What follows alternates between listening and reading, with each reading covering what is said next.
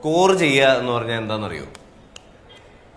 Score എന്ന് പറഞ്ഞാൽ ഈ എക്സാമിനൊക്കെ സ്കോർ ചെയ്യുക, ഈ സ്കോർഡ് ഫോർ ആൻ എക്സാം അല്ല. അതായത് ഈ കഞ്ചാവൊക്കെ പോലത്തെ ലഹരി വസ്തുക്കളില്ലേ, അത് സംഘടിപ്പിക്കുന്നതിന്, അത് വാങ്ങുന്നതിന് കുട്ടികൾ ഉപയോഗിക്കുന്ന കോഡ് വാക്കാണ് സ്കോർ ചെയ്യുക എന്നുള്ളത്. അപ്പൊ ഈ ലഹരി സംബന്ധമായിട്ട് കുട്ടികൾ ഉപയോഗിക്കുന്ന ഇതുപോലത്തെ കുറേ കോഡ് വാക്കുകളുണ്ട്. അതിനെ പറ്റിയിട്ട് പഠിക്കാനാണ് ശരിക്കും പറഞ്ഞ ഇന്നത്തെ ക്ലാസ്. അപ്പൊ ലൈൻ ഇടുക എന്ന് പറഞ്ഞാൽ എന്താണെന്ന് അറിയോ?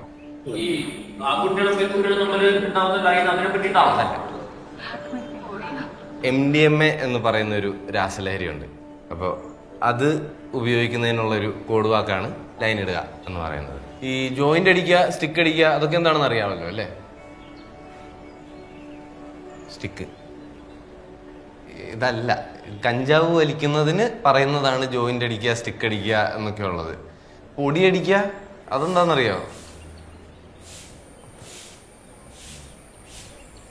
ഇവിടെ നോക്കി, ആ പൊടി അടിക്കലല്ല, കൊക്കെയിൻ ഇല്ലേ, കൊക്കെയിൻ ഉപയോഗിക്കുന്നതിന് പറയുന്ന കോഡ് വാക്കാണ് പൊടി അടിക്കുക എന്നുള്ളത്.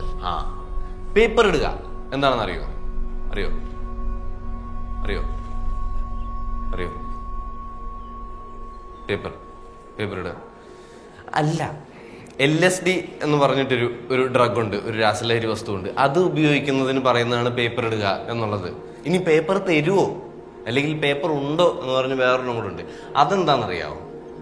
അതായത് ഈ കഞ്ചാവൊക്കെ റോൾ ചെയ്യാനായിട്ട്, അത് ചുരുട്ടാനായിട്ട് ഉപയോഗിക്കുന്ന ഒരു പ്രത്യേകതരം പേപ്പറുണ്ട്, റോളിംഗ് പേപ്പർ. അത് വാങ്ങാനായിട്ട് അല്ലെങ്കിൽ അത് ചോദിക്കുന്നതാണ് പേപ്പർ ഉണ്ടോ എന്ന് പറയുന്നത്. നിങ്ങളൊക്കെ ഭയങ്കര പോറാണ് കേട്ടോ, ഭയങ്കരമായിട്ട് ക്ലാസ്സസിൽ ശ്രദ്ധിക്കണം. എല്ലാവരും ട്യൂഷനൊക്കെ പോകണം, എങ്കിലേ ശരിയാവുള്ളൂ. ഓക്കെ, തമാശയല്ല. വളരെ സീരിയസ് ആയിട്ട് നോക്കുമ്പോൾ കുട്ടികളുടെ ഇടയിലെ ലഹരി ഉപയോഗം നിർത്താൻ ഏറ്റവും നല്ല ചാൻസ് ഉള്ളത് നിങ്ങൾ പേരൻസിന് തന്നെയാണ്. അവരുടെ കൂടെ ഏറ്റവും അധികം സമയം ചെലവഴിക്കുന്നത് ചിലപ്പോൾ നിങ്ങളായിരിക്കാം, അവരെ ഏറ്റവും അധികം കാണുന്നത് നിങ്ങളായിരിക്കാം.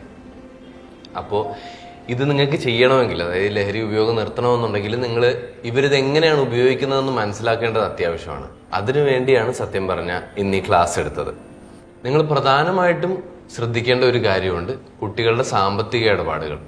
അതായത് അവരുടെ കയ്യിലുള്ള പൈസ അവരെങ്ങനെ ചെലവാക്കുന്നു, ആ പൈസ എങ്ങോട്ട് പോകുന്നു, ഇതിന്റെ വിവരങ്ങളെല്ലാം നിങ്ങൾ ചോദിച്ചറിയണം. അതായത് ഇപ്പോ കോമൺ ആയിട്ട് വിപണിയിലുള്ള കുറച്ച് ഡ്രഗ്സിന്റെ ഒക്കെ പ്രൈസസ് ആണ്. ഓക്കെ, ഇത് കുട്ടികൾ തന്നെ പോയി വാങ്ങണമെന്നില്ല, അവർ ചിലപ്പോൾ ഒരു ഗ്രൂപ്പായിട്ട് ഷെയർ ഇട്ടിട്ടൊക്കെ ആയിരിക്കും ഇത് വാങ്ങുന്നത്. അപ്പൊ അവരുടെ കയ്യിലുള്ള പൈസ എങ്ങനെ ചെലവഴിക്കുന്നു എന്നുള്ളത് നിങ്ങൾക്ക് കൃത്യമായിട്ട് അറിയാമെങ്കിൽ നിങ്ങൾക്ക് ഇത് കുറച്ചും കൂടി നന്നായിട്ട് ട്രാക്ക് ചെയ്യാൻ പറ്റും. ഇനി അവർ ലഹരി ഉപയോഗിച്ചിട്ടുണ്ടോ എന്ന് നിങ്ങൾക്ക് എങ്ങനെ മനസ്സിലാക്കാം? ഇപ്പൊ കഞ്ചാവ് ഉപയോഗിച്ചിട്ടുണ്ടെങ്കിൽ സ്വാഭാവികമായിട്ടും കണ്ടുവരുന്ന സിംറ്റംസ് എന്ന് പറയുന്നത് കണ്ണൊക്കെ ചെറുതായിട്ട് ചുവന്നിട്ടുണ്ടാവും, മൊത്തത്തിലൊരു ഉറക്കം തൂങ്ങലുണ്ടാവും, ഒരു ക്ഷീണം ഉണ്ടാവും, പതിവിലധികം ഭക്ഷണം കഴിച്ചേക്കാം, അല്ലെങ്കിൽ അമിതമായിട്ട് ചിരിക്കുന്നുണ്ടാവും. ഇങ്ങനെയുള്ള സിംറ്റംസ് ഒക്കെയാണ് പൊതുവായിട്ട് കണ്ടുവരുന്നത്. മറ്റ് ലഹരി പദാർത്ഥങ്ങൾക്കൊക്കെ കുറച്ചും കൂടെ അവർ എനർജറ്റിക് ആയിട്ട് നിൽക്കും. ഇവർക്ക് ഉറക്കമൊന്നും വേണ്ട, അല്ലെ അവരുടെ വാക്കിൽ തന്നെ പറഞ്ഞാൽ അവർ ഫുൾ ഓൺ ആയിട്ടായിരിക്കും നിൽക്കുന്നത്. ഇതെല്ലാം ഇന്നിവിടെ വന്ന് പറഞ്ഞതുകൊണ്ട് എല്ലാ സമയവും നിങ്ങൾ എല്ലാ കുട്ടികളെയും സംശയത്തോടെ നോക്കരുത്. ഓക്കെ, ഇനി അഥവാ നിങ്ങളുടെ കുട്ടികൾ ലഹരി ഉപയോഗിച്ചിട്ടുണ്ട് എന്ന് നിങ്ങൾക്ക് മനസ്സിലാവുകയാണെങ്കിൽ നിങ്ങൾ എന്താ ചെയ്യുക? അതിനെ ചൊല്ലി നിങ്ങൾ അവരുമായിട്ട് തർക്കിക്കുവോ, ശിക്ഷിക്കുവോ, അല്ലെങ്കിൽ വീട്ടിൽ വലിയൊരു അടിയും ബഹളവും ഉണ്ടാക്കുവോ? ഇതൊന്നുമല്ല ചെയ്യേണ്ടത്. ഇതിന് പരിഹാരം നിങ്ങൾ ഒറ്റയ്ക്ക് കണ്ടുപിടിക്കണമെന്നില്ല. 14405 ഒരു ഹെൽപ്പ് ലൈൻ നമ്പറാണ്.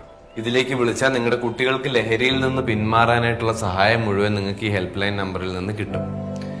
ലഹരിക്കെതിരായിട്ട് നമുക്ക് എല്ലാവർക്കും ഒറ്റക്കെട്ടായിട്ട് നിൽക്കാം, ഫൈറ്റ് ചെയ്യാം. Okay, class dismissed.